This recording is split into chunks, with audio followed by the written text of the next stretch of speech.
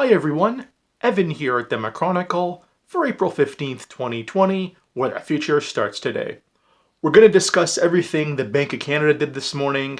Frankly, it was to be expected, and in my opinion, very anticlimactic to be honest.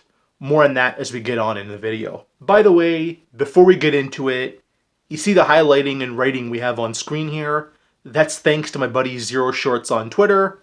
They get the Chronicle seal of approval. Y'all should go follow them. First thing up, Bank of Canada is now going to buy up to 40% of treasury bills the federal government issues out going forward, and somehow maintain their purchases of Government of Canada securities at $5 billion a week. No way, that's going higher, much higher. If you follow Greg Mannarino, central bank's ultimate goal is to be the buyer and lender of last resort to issue in the final solution, more debt. All that is.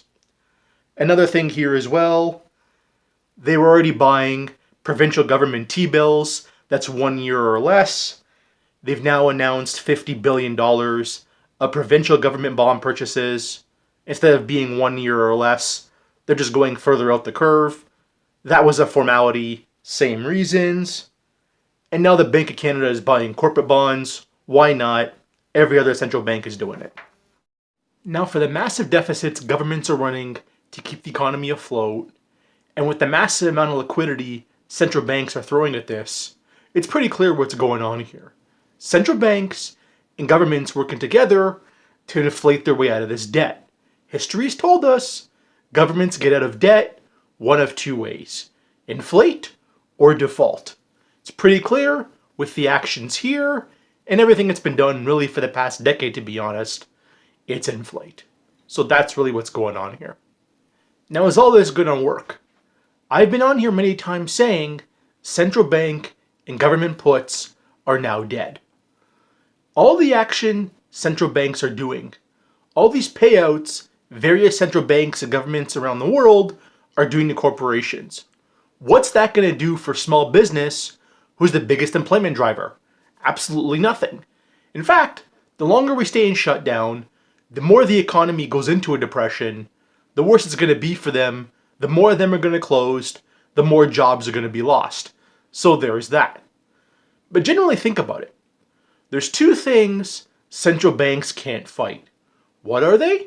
It's the two M's, math and macro. Okay? It's pretty simple. Can a central bank stimulate demand? No, they can't. Can a central bank stop defaults? Ultimately, no. Yes, of course, we all know they have the balance sheet, they can buy debt, but a default is a pretty simple math equation if you think about it. It's not having enough money to pay off your debts. That's all it is. Can they stop that? Absolutely not. And the more the economy turns down, the more defaults there are going to be. The more people are going to be laid off. The more income that's going to be lost that can't be spent in the real economy.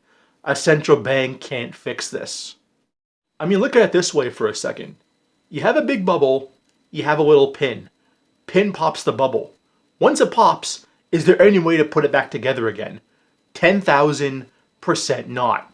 In fact, another way to look at it too. Pre-virus, precious metals, the US dollar, the bond market, the curve starting to flatten until it ultimately inverted early part of last year.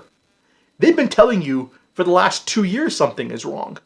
Whether it was the virus or whether it was unemployment bottoming, there was going to be a trigger for us to fall into a recession. That much we knew. So just remember, no matter what the central banks do from here, no matter how much money governments throw at this, bubble is popped, there's nothing they can do now. Okay? Just keep that in mind. Whew. Talked enough. That's all I'm going to say. Smash that like button, leave a comment, subscribe, follow both my accounts on Twitter, and as always, my name is Evan. This is the Chronicle, where the future starts today.